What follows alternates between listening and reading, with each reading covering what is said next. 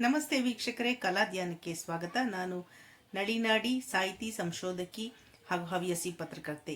ಇವತ್ತು ಪಾರ್ಶ್ವ ಪದ್ಮಾವತಿ ಶಕ್ತಿಪೀಠ ತೀರ್ಥಧಾಮ ಎನ್ನುವಂತಹ ಸ್ಥಳಕ್ಕೆ ನಿಮ್ಮನ್ನು ಕರ್ಕೊಂಡು ಬರ್ತಾ ಇದ್ದೀನಿ.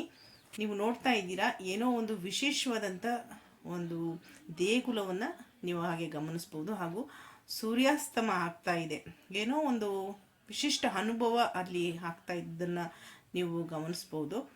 ಸೂರ್ಯ ತಂತಾನೆ ಏನು ಮುಳುಗ್ತಾ ಇದ್ದಾನೆ ಪಶ್ಚಿಮದಲ್ಲಿ. ನಮ್ಮ ಮುಂದೆ ಶ್ರೀಕೃಷ್ಣನ ಗೋಪಾಲಕರು, ಸಾಕ್ಷಾತ್ ಶ್ರೀಕೃಷ್ಣ ಹಾಗೂ ಹಲವಾರು ಗೋವುಗಳ ಜೊತೆಗೆ ನಿಂತಿರುವಂಥ ಶ್ರೀಕೃಷ್ಣನನ್ನು ನೀವು ನೋಡ್ಬೋದು. ಅಲ್ಲಿ ಆ ಒಂದು ದೃಶ್ಯವೇ ಒಂಥರ ಡಿವಿನಿಟಿಯನ್ನು ನಮಗೆ ನೀಡೋ ಥರ ಇತ್ತು. ಅದನ್ನು ನಾವು ಹೇಳಿದರೆ ಚೆನ್ನಾಗಿರಲ್ಲ, ನೀವು ಯಾವಾಗಾದರೂ ಎಕ್ಸ್ಪೀರಿಯನ್ಸ್ ಮಾಡಿದ್ರೆ you feel what exactly it is ಅಂತ. ಸೂರ್ಯಾಸ್ತಮಾನದ ವಿಹಂಗಮ ನೋಟವನ್ನು ನಾವು ಗಮನಿಸ್ತಾ ಬಂದಿದ್ದು ಎಲ್ಲಿಗೆ ಅಂತಂದರೆ, ಕೃಷ್ಣಗಿರಿ ಸಮೀಪ ಇರುವಂತಹ ಚೆನ್ನೈ ಬ್ಯಾಂಗ್ಳೂರ್ ಹೈವೇಯಲ್ಲಿ ಇರುವಂತಹ ದೇವಿ ಪದ್ಮಾವತಿ ಅಮ್ಮನವರ ಶಕ್ತಿಪೀಠಕ್ಕೆ. ಎಲ್ಲಿ ನೋಡಿದರೂ ನಯನ ಮನೋಹರವಾದ ಹಸಿರು. ಹಾಗೂ ನಾವು ಹೋದಂಥ ಸ್ಥಳದಲ್ಲಿ ತುಂಬ ಒಂದು ವೈವಿಧ್ಯಮಯವಾದಂತಹ ಒಂದು ಸೂರ್ಯಾಸ್ತಮಾನದ ರಂಗೇರಿದ ದೃಶ್ಯ ಕಾಣ್ತಾ ಇತ್ತು. ತುಂಬ ಚೆನ್ನಾಗಿತ್ತು. ಅಲ್ಲಿನ ಒಂದು ವಾತಾವರಣ ಬಹಳಷ್ಟು ಹಸಿರು ತುಂಬಿ ಹೋಗಿದೆ. ಅಲ್ಲೆಲ್ಲ ಒಂದು ಆಧ್ಯಾತ್ಮಿಕ ಪರಿಸರವನ್ನು ಜೈನ ಸಮುದಾಯದವರು ಬಹಳ ಚೆನ್ನಾಗಿ ನಿರ್ಮಿಸಿದ್ದಾರೆ. ಶ್ರೀ ವಸಂತ ವಿಜಯ್ಜಿ ಮಹಾರಾಜ್ ಅವರು ಪದ್ಮಾವತಿ ದೇವಿಯ ಉಪಾಸಕರಾಗಿ ಇದ್ಕೊಂಡು ಈ ದೇವಾಲಯವನ್ನು ಮುಂಚೂಣಿಯಲ್ಲಿ ನಿಂತು ಕಟ್ಟಿಸಿದ್ದಾರೆ. ಈ ಒಂದು ಪ್ರಮುಖವಾದ ದೇವಾಲಯ 23ನೇ ತೀರ್ಥಂಕರಾದಂತಹ ಪಾರ್ಶ್ವನಾಥರಿಗೆ ಮತ್ತು ದೇವಿ ಪದ್ಮಾವತಿ ಅಮ್ಮನವರಿಗೆ ನಿಮಿತ್ತವಾದಂತಹ ಒಂದು ದೇವಾಲಯ. ಸಮಯ ಬೆಳಿಗ್ಗೆ 6 ಗಂಟೆಯಿಂದ 9 ಗಂಟೆ ಸಂಜೆವರೆಗೂ ಅಲ್ಲಿ ದೇವಾಲಯ ತೆಗೆದಿರುತ್ತೆ. ಹೋಗುವಂತಹ ಯಾವುದೇ ಆಸಕ್ತರು ಹೋಗಿ ದರ್ಶನ ಮಾಡ್ಬೋದು.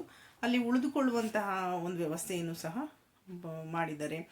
ಮತ್ತು ಪ್ರತಿದಿನ ಭೋಜನ ಅಂದರೆ ಪ್ರಸಾದ ವ್ಯವಸ್ಥೆ ಇರುತ್ತೆ. ನೀವು ನೋಡ್ತಾ ಇರ್ಬೋದು, ಅಲ್ಲಿ ಸಹ ಒಂದು ದೂರದ ಒಂದು ಬೃಹತ್ ಕಟ್ಟಡ. ಅಲ್ಲಿ ತೀರ್ಥಂಕರರನ್ನು, ಪಾರ್ಶ್ವನಾಥ ತೀರ್ಥಂಕರರ ಇನ್ನೊಂದು ದೊಡ್ಡ ಸ್ಟ್ಯಾಚ್ಯೂ ಮಾಡ್ತಾ ಇದ್ದಾರೆ. ಈಗ ನೋಡ್ತಾ ಇರೋದು ದೇವಾಲಯ. ಇದು ಅಮ್ಮನವರ ದೇವಾಲಯ. ಒಳಗಡೆ ಶೂಟ್ ಮಾಡೋಕ್ಕೆ ಅವಕಾಶ ಇರಲಿಲ್ಲ.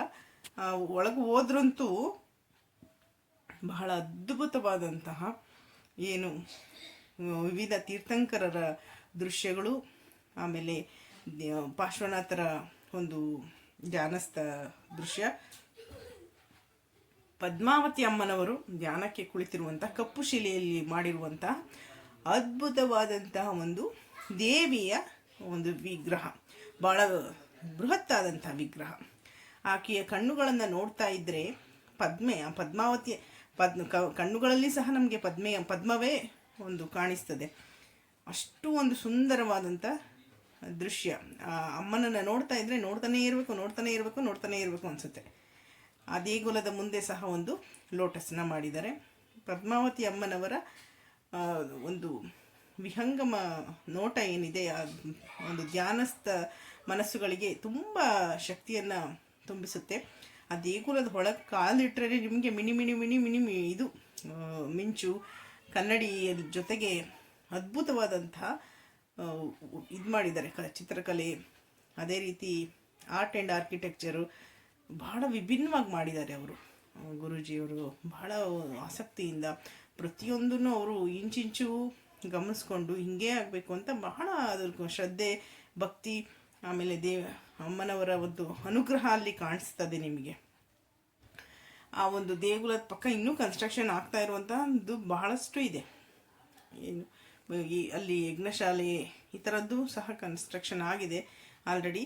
ಮತ್ತು ತುಂಬ ಎತ್ತರದಲ್ಲಿ ನೀವು ನೋಡ್ಬೋದು. ಎತ್ತರದಲ್ಲಿ ಇದು ಸಹ ತುಂಬ ಎತ್ತರದಲ್ಲಿ ಮಾಡ್ತಾ ಇದ್ದಾರೆ. ಅದು ಇನ್ನೂ ಕಟ್ಟಡ ನಿರ್ಮಾಣ ನಡೀತಾ ಇದೆ. ಇವಾಗ ನೋಡ್ತಾ ಇರೋದು ಯಜ್ಞಶಾಲೆ ಇರ್ಬೋದು ಅನಿಸುತ್ತೆ. ಅಲ್ಲಿ ನಾವು ಹೋದಾಗ ಅಲ್ಲಿ ಹೆಚ್ಚು ಮಾತಿಗೆ ಅವಕಾಶ ಇರಲಿಲ್ಲ. ಇದು ನೋಡಿ ತುಂಬ ಚೆನ್ನಾಗಿದೆ. ಶ್ರೀಕೃಷ್ಣ ತನ್ನ ಗೋಪಾಲಕರ ಜೊತೆಗೆ, ಗೋವುಗಳ ಜೊತೆಗೆ ಆನಂದದಿಂದ ಇರುವಂಥದ್ದು. ಇದು ಮೆಡಿಸಿನ್ ಗಾರ್ಡನ್ನು, ಅಲ್ಲಿ ಸಿಗುತ್ತೆ ನಿಮಗೆ ಎಕ್ಸಿಟ್ ಏರಿಯಾದಲ್ಲಿ. ಭಾಳ ವಿಸ್ತಾರವಾದಂತಹ ಪ್ರದೇಶವನ್ನು ಅವರು ಆಯ್ಕೆ ಮಾಡಿಕೊಂಡು ಅಲ್ಲಿ ದೇವಿ ಸ್ಥಾಪನೆ ಆಗಿದ್ದಾರೆ. ಈ ಪದ್ಮಾವತಿ ಅಮ್ಮನವರು ವನದೇವತೆಯಾಗಿ, ವನದುರ್ಗೆಯಾಗಿ ಅಲ್ಲಿ ನಿಂತು ಕುಳಿತಿರುವಂಥದ್ದನ್ನು ನೀವು ಕಾಣ್ತೀರಿ. ಹೆಚ್ಚು ಔಷಧಿಯ ಗಿಡಗಳು ಅಲ್ಲಿ ಬೆಳೆಸಿದ್ದಾರೆ. ಒಂದು ತುಂಬ ಏನು ನಮ್ಮ ಮಕ್ಕಳಿಗೆ, ನಮ್ಮ ಹಿರಿಯರಿಗೆ ಮನಸ್ಸಿಗೆ ಮುದಗೊಳಿಸುವಂತಹ ಒಂದು ಸ್ಥಳ.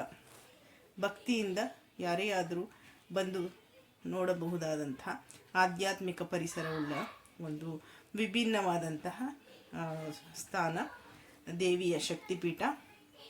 ತುಂಬ ಮನಸ್ಸಿಗೆ ಸಮಾಧಾನ ಆಯಿತು. ಅದು ಶುಕ್ರವಾರ ನವರಾತ್ರಿಯಲ್ಲಿ ಬಂದಿದ್ದೀರಿ ಅಂತ ಅಲ್ಲೊಬ್ಬರು ಆದಂತಹ ರಾಜಸ್ಥಾನಿ ಮಹಿಳೆ ಹೇಳ್ತಾ ಇದ್ರು. ಅಂದರೆ ನಮ್ಗೆ ಗೊತ್ತಿರಲ್ಲ ನಾವು ಎಲ್ಲಿ ಹೋಗಿ ಏನನ್ನು ನೋಡ್ತೀವಿ ಅಂತ. ಹಾಗೆ ಅದು ನಾವು ಎಲ್ಲಿ ಹೋಗಿ ಏನು ನೋಡಬೇಕು ಅನ್ನೋದನ್ನು ಆ ಸಮಯ ನಮ್ಮನ್ನು ಕರ್ಕೊಂಡು ಹೋಗುತ್ತೆ ಅನಿಸುತ್ತೆ. ತುಂಬ ಒಂದು ಅದ್ಭುತವಾದಂತಹ ಮನಸ್ಸು ಮುದಗೊಳಿಸುವಂತಹ ಅನುಭವ. ನೀವು ಸಹ ನೋಡಿ.